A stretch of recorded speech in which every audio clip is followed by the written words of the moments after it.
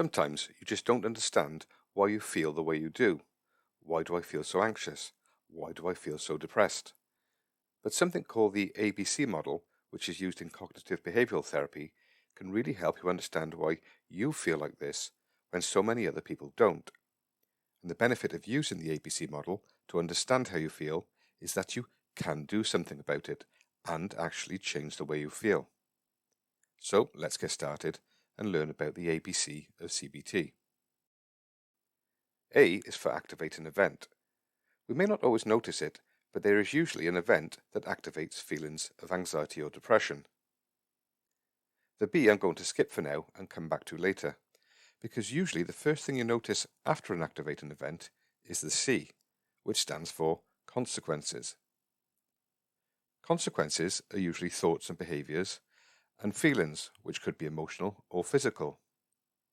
Let me give you an example of two activating events and the consequences of the same events for two different people. Jane hears of the death of a famous actor from bowel cancer. Hearing of the death is the activating event. The consequences are that Jane thinks that this is such a shame for his family. She feels a little sad and even notices her eyes water a little. She hugs her children a little tighter than usual and feels lucky that she is young and healthy, and so are her family. So you can see that this activating event, despite being a very negative thing, has not really had a detrimental effect on Jane. Now let's look at Larry, who hears about the same death of this actor. Harry thinks, what if I got bowel cancer and died? How would the children cope without me? He starts to feel anxious, and his heart beats faster. He Googles to try and find out more about the circumstances of the death. The actor was diagnosed too late. So Larry then searches all the early warning signs of bowel cancer and starts monitoring how often he goes to the toilet and even checking the contents of the toilet for blood. Here is another example. Jane is walking her dog and spots a neighbour in the distance sat in his garden. As she walks towards the neighbour's house, the neighbour goes in. The consequence is that Jane thinks her neighbour must be busy or hasn't seen her. Now, Larry experiences the same activating event.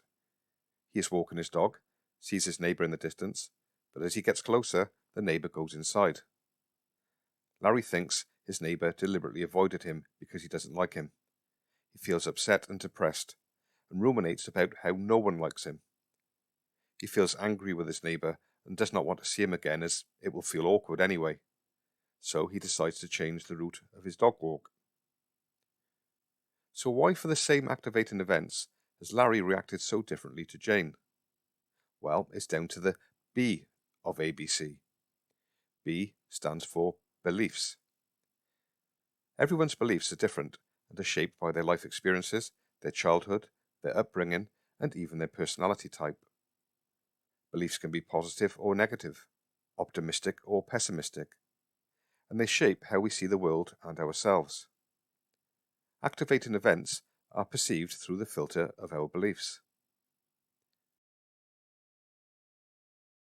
Larry suffers from social anxiety and depression, which can be linked back to being bullied at school and a father who was always very critical of him. Losing his mother at a young age also left him with health anxiety.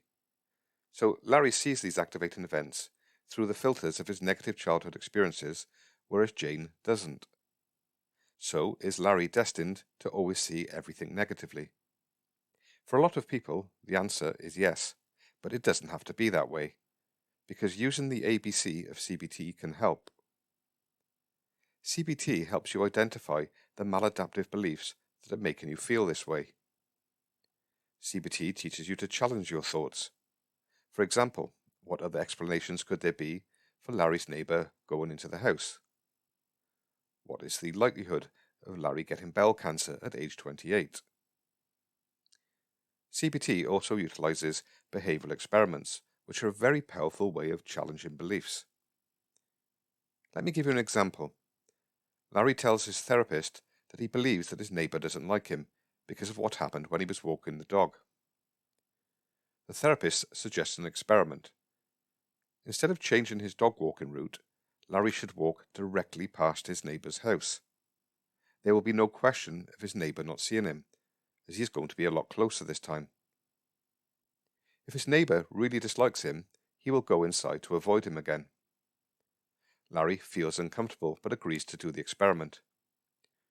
Within a few days he sees his neighbour, who says, "Sorry about the other day, I did see you and was going to have a chat, but the phone rang so I had to go inside." Reflecting later with his therapist, Larry reconsidered his belief that his neighbour doesn't like him. Had Larry not done this experiment and avoided his neighbour instead, his incorrect belief would have continued to make him feel anxious and depressed. And many people continue to feel this way because they've never challenged their beliefs. You can learn more about how to challenge negative thoughts and disprove maladaptive beliefs in my playlists, like this one for health anxiety and this one for social anxiety.